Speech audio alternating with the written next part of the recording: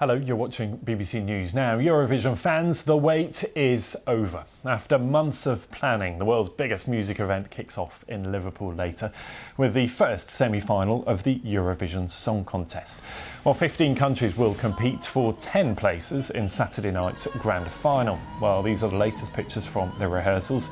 Of course, it's all down, though, to the viewers to decide whose choreography was on point, who could hit the high notes and, well, which costume caught the eye. Well, let's give a 12 points to Mariam Mashiri, who's in Liverpool with all the build-up. Mariam, lovely to see you. Over to you. How's it going? It's amazing. I mean, Liverpool is well and truly ready and geared up for this huge music competition, the Eurovision 2023. And this year is particularly special, Ben, because of course the winner of the previous year's competition normally gets to host the event. But last year Ukraine won. So this year the UK is hosting in lieu of Ukraine, and that makes it a little bit more special. You can see little kind of signposts of Ukrainian culture all around the city, from when you come out of the train station to when you walk in to the fan zone, which you can see behind me. There are loads of blue and yellow flags, blue and yellow signs everywhere. There are songbirds dotted around the city, Ben, blow-up songbirds, which represent different songbirds of Ukraine. You can press a button to play their music. It's absolutely beautiful the way that Ukrainian culture has been signposted here. And I don't know if you can hear behind me, it's the English National Opera who are performing in front of the crowds in the fan zone. Now, as you said before, today is a big day. It's the first semi-final day. There'll be 15 countries competing for 10 places in Saturday's final. A further 16 countries will then compete on Thursday for another 10 places in the final. As always, every year there are 6 countries who automatically get a place in the final. They are Germany, the UK, France, Spain and Italy. And of course the 7th country is Ukraine. Ukraine gets a place automatically too because of course it won last year. Now, who are the favourites? Well, the bookies have a lot of money on Sweden. They are the favourites with their song Tattoo, but there are also a lot of other countries who are hoping for success this year, and none more so than Switzerland. If we have a listen, I think we can hear their entry to the Eurovision this year, which is called Watergun. Have a listen to this. Water guns, no, I don't wanna be a soldier. I don't wanna have to play with real blood, 'cause we ain't playing now. Can turn around, no water guns, just body bags that we've become.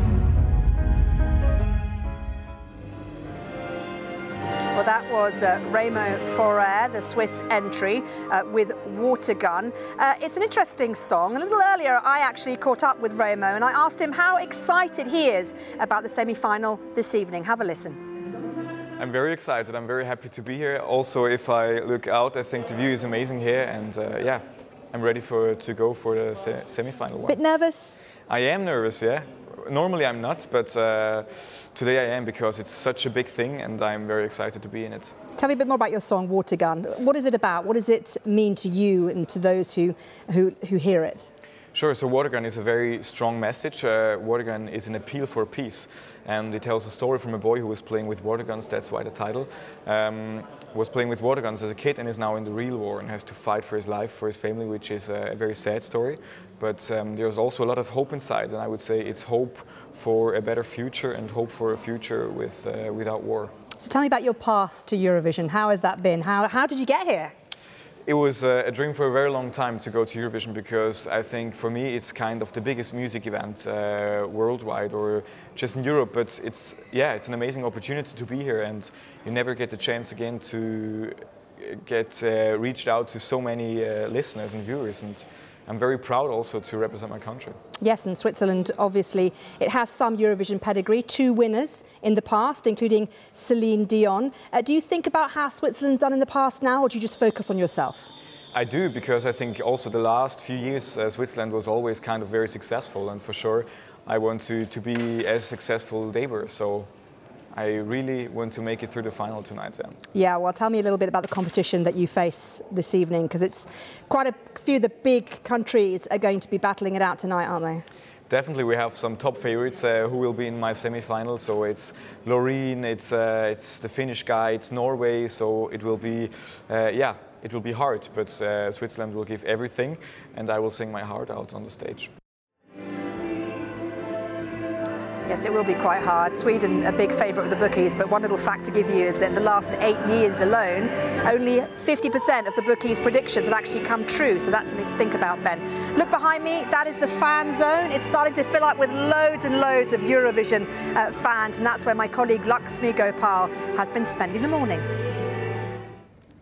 I am in the Eurovision fan zone, where you can just immerse yourself in all things Eurovision. And behind us, performing a little while ago and continuing throughout the afternoon, is the English National Opera covering Eurovision songs. But I'm going to introduce you now to somebody who was instrumental in bringing all of this here to Liverpool. It's Claire McColgan, who is Director for Culture Liverpool. Claire, are you pinching yourself? I'm pinching myself. I'm slightly exhausted, but I just can't quite believe it's here. It's been such a fast 6 months turnaround to get this on, and to see all these people over the last few days just come and absorb Liverpool and the village. It's just been an absolute joy. But today is a little bit bonkers. We've got 2,000 kids watching the English National Opera, and then all the audience starting to come in as well. So it's just an incredible atmosphere in the city. And this all began with a text that you sent while many of us in the UK were watching Sam Ryder progress up the leaderboard. You were sending a text to someone. Just explain how this came about. I sent a text to our Cabinet Member for Culture, who's our Councillor Harry Doyle, who is a massive Eurovision fan.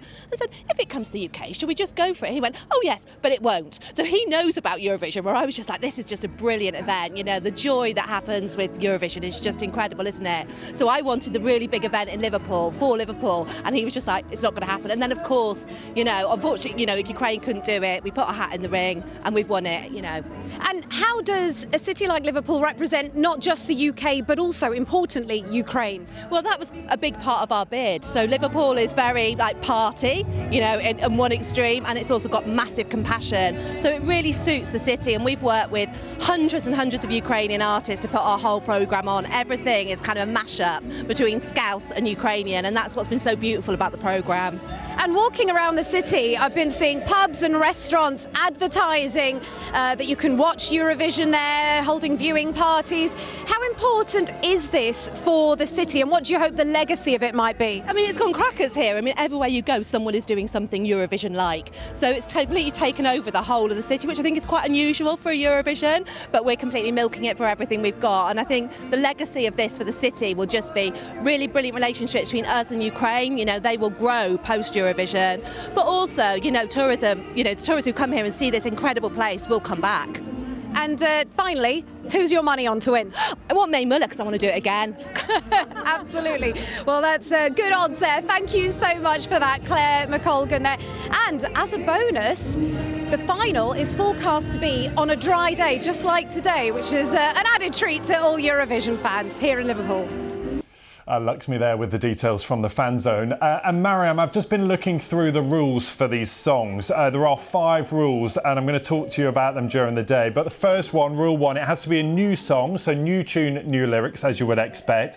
Can't be longer than 3 minutes, has to be live, no lip syncing, no more than 6 people on stage, and crucially, no politics. Good luck with that one.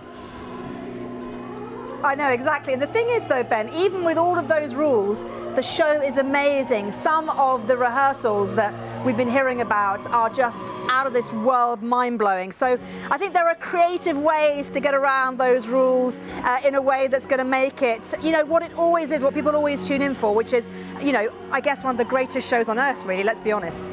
Isn't it? Mariam, I am so jealous that you are there. Enjoy every minute of it, lapping up all the atmosphere there in the fan zone. We'll be back with Mariam throughout the programme today.